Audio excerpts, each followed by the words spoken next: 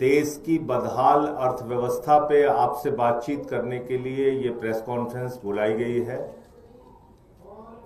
देश की आर्थिक स्थिति अत्यंत चिंताजनक है और ये अगर कहा जाए कि देश की अर्थव्यवस्था आईसीयू में है आज की तारीख में, तो कहना गलत नहीं होगा। और ये बात मैं आंकड़ों के आधार पर कह रहा हूं। भारत के ऊपर 200 लाख करोड़ का कर्जा मोदी जी के राज में है। भारत के ऊपर 50 वर्षों की सबसे बड़ी बेरोजगारी की मार मोदी जी के राज में है। भारत में जब प्रधानमंत्री नरेंद्र मोदी जी की सरकार बनी, यानी कि भारतीय जनता पार्टी जब सत्ता में आई, उस वक्त डॉलर की कीमत थी 60 रुपए, आज की कीमत है डॉलर की 87 रुपए। खुद प्रधानमंत्री जी के शब्दों में उन्होंने 2014 के पहले एक सभा में कहा था कि जब रुपए की कीमत गिरती है तो हिंदुस्तान की इज्जत गिरती है। और आज पिछले 10 वर्षों में रुपए की कीमत मोदी जी के राज में लगातार गिरती गई और 60 रुपए से 87 रुपए पे डॉलर पहुंच गया। देश में पिछले 4 वर्षों में सबसे कम जीडीपी ग्रोथ यानी कि 6.4% इस वक्त दर्ज की जा रही है। और पिछले 5 महीने में शेयर मार्केट का जो हाल है, पूरी दुनिया हैरान है इस बात पे, पूरा देश हैरान है इस बात पे कि 2024 में प्रधानमंत्री जी ने चुनाव के पहले एक इंटरव्यू में कहा कि खूब शेयर खरीदो, खूब शेयर खरीदो। 4 जून के बाद देश की अर्थव्यवस्था आसमान पर पहुंचने वाली है। जितना पैसा शेयर में लगा सकते हो लगा दो। अपनी गाढ़ी कमाई का पैसा, अपने घर में बचत का पैसा, सारा पैसा शेयर मार्केट में लगा दो। ये किसने कहा? भारत के प्रधानमंत्री आदरणीय नरेंद्र मोदी जी ने। और उनके भरोसे पर, उनकी बातों पर यकीन करके देश के करोड़ों लोगों ने अपना पैसा शेयर मार्केट में लगा दिया।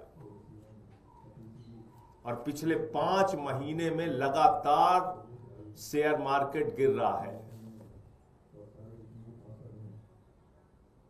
94 लाख करोड़ रुपए। आप सब वरिष्ठ पत्रकार हैं, समझदार हैं, बड़े पढ़े लिखे हैं, लेकिन मैं अगर आपको ये फिगर कहूं लिखने को तो आप जीरो लगाते लगाते थक जाएंगे। 94 लाख करोड़ रुपए आप लिख नहीं पाएंगे। देश के करोड़ों लोगों का 94 लाख करोड़ रुपए शेयर बाजार में डूब गया 5 महीने के अंदर, और कहीं कोई एक शब्द बोलने के लिए तैयार नहीं है।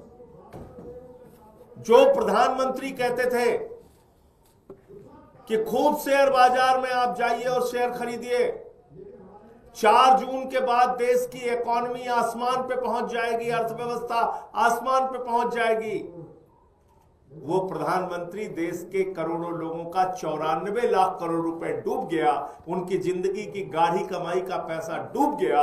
एक शब्द बोलने के लिए प्रधानमंत्री जी तैयार नहीं है, कोई जिम्मेदारी लेने के लिए तैयार नहीं है।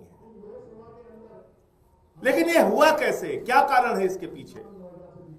और कितनी बार ठगा जाएगा इस देश का आम आदमी? कितनी बार ठगे जाएंगे इस देश के करोड़ों लोग जो अपने मेहनत और परिश्रम से कमाते हैं और पैसा अपना बैंकों में रखते हैं, शेयर बाजार में लगाते हैं। हर जगह उसके साथ धोखाधड़ी, हर जगह उसके साथ ठगी, हर जगह उसके साथ लूट। आपको अंदाजा है, भारत के प्रधानमंत्री आदरणीय नरेंद्र मोदी जी ने अपने चंद मित्रों का 16 लाख करोड़ रुपए माफ किया। ये भी फिगर बोलूंगा तो लिखते लिखते आप थक जाओगे। 16 लाख करोड़ रुपए।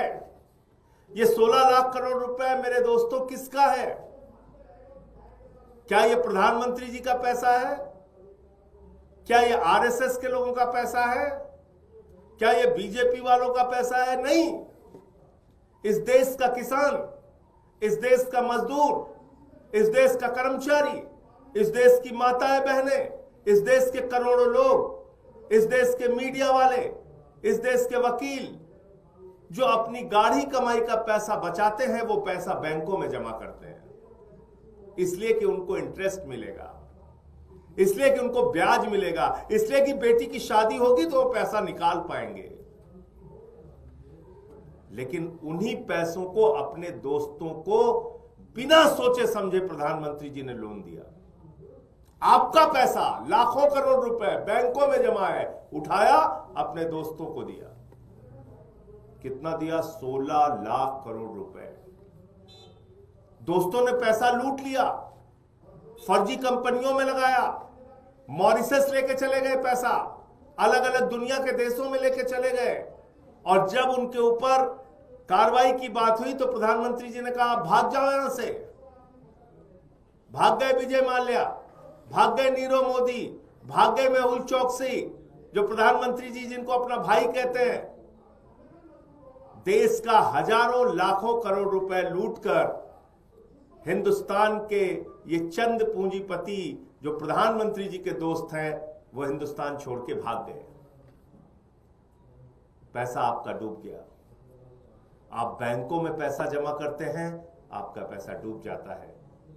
आप शेयर बाजार में पैसा लगाते हैं, आपका पैसा डूब जाता है। आप बाजार में कुछ खरीदने के लिए जाते हैं, सरकार आपसे टैक्स के ऊपर अनाप शनाप टैक्स लगा के आपसे पैसे वसूलने का काम करती है। मैं कुछ फिगर बताना चाहूंगा। इस देश में याद रखिएगा, हैरान करने वाली बात है, इस देश में आर्थिक असमानता के मामले में भारत 100 वर्षों का रिकॉर्ड तोड़ चुका है। यानी कि अंग्रेजों के शासनकाल में जो आर्थिक असमानता थी, आज प्रधानमंत्री नरेंद्र मोदी जी के कार्यकाल में भी वही आर्थिक असमानता है। 100 वर्षों का रिकॉर्ड आर्थिक असमानता के मामले में भारत ने तोड़ दिया है। यानी कि जितना 100 वर्ष पहले आर्थिक असमानता थी, गरीबी अमीरी का अंतर था, उतनी ही गरीबी अमीरी का अंतर आज है। इस देश में आप कल्पना कीजिए, आर्थिक असमानता एक पक्ष है, लेकिन 100 करोड़ लोगों के पास अपनी जरूरत के अतिरिक्त कुछ भी खरीदने की शक्ति नहीं बची है। और ये फिगर बिल्कुल साफ तौर पे समझ में आता है। 81 करोड़ लोग ऐसे हैं जिसको सरकार खुद मानती है कि वो राशन दे रही है। उसके पास 5 किलो राशन अपने पास खाने के लिए नहीं है, उसको सरकार राशन दे रही है 81 करोड़ लोगों को। और बाकी लोग इसी आर्थिक असमानता के चक्कर में ठोकर खा रहे हैं। तो करीब करीब 100 करोड़ लोग ऐसे हैं जिनके पास अपने जरूरत के अतिरिक्त कुछ भी खरीदने के लिए पैसे नहीं है। इस हालत में देश की अर्थव्यवस्था है। लेकिन बड़े अफसोस के साथ कहना पड़ रहा है कि इस पर कहीं एक आवाज नहीं निकल रही है, कोई एक शब्द बोलने के लिए तैयार नहीं है। कोई सरकार का प्रतिनिधि, प्रधानमंत्री जी, वित्त मंत्री जी, गृह मंत्री जी, जो आपको प्रेरित करते थे, चिल्ला चिल्ला के कहते थे शेयर में पैसे लगाओ लगाओ लगाओ, वो एक भी शब्द बोलने के लिए तैयार नहीं। आपको चौराहे पे छोड़ दिया गया है। अपनी बदहाली की जिंदगी में जियो। आत्महत्या करते हो तो कर लो। महंगाई बढ़ रही, बढ़ने दो। देश कर्ज में डूब रहा है, डूबने दो। आर्थिक असमानता बढ़ रही, बढ़ने दो। बेरोजगारी बढ़ रही, बढ़ने दो। किसान आत्महत्या कर रहा है, करने दो। ये हालात हैं इस वक्त देश के। तो इसलिए मैं इस देश के लोगों से भी हाथ जोड़कर विनती करना चाहूंगा कि न समझोगे तो मिट जाओगे हिंदुस्तान वालों, तुम्हारी दास्तां तक न होगी दास्तानों में। इसलिए वक्त है इस देश को बचाने का। वक्त है इस डूबती हुई अर्थव्यवस्था के खिलाफ आवाज उठाने का। पार्लियामेंट का सेशन शुरू हो रहा है।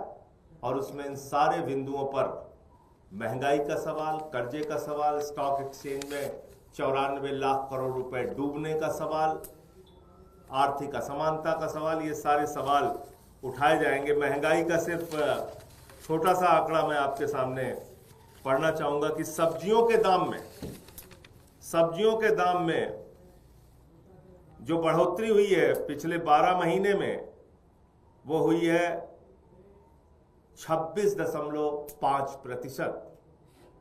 टमाटर के दाम में जो वृद्धि हुई है पिछले 12 महीने में, वो हुई है 247%, यानी कि 247%।